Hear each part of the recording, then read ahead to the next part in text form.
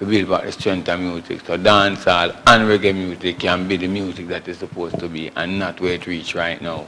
Well, in some fairness though, I mean, the 2 o'clock noise abatement act could be testimony for that, because if you put it on a show as a promoter, you know what I mean, investing all these money to keep an event, to book so many artists, you know, we're talking about like the stage shows, and then now for know your show gonna lock off by 2. Yeah, you think that have anything to do with it? When you say that, you know, I want to give you a joke, you know.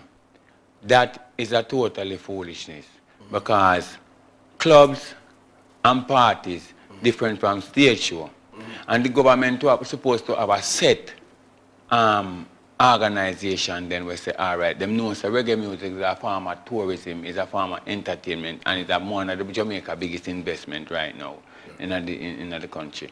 So them shouldn't have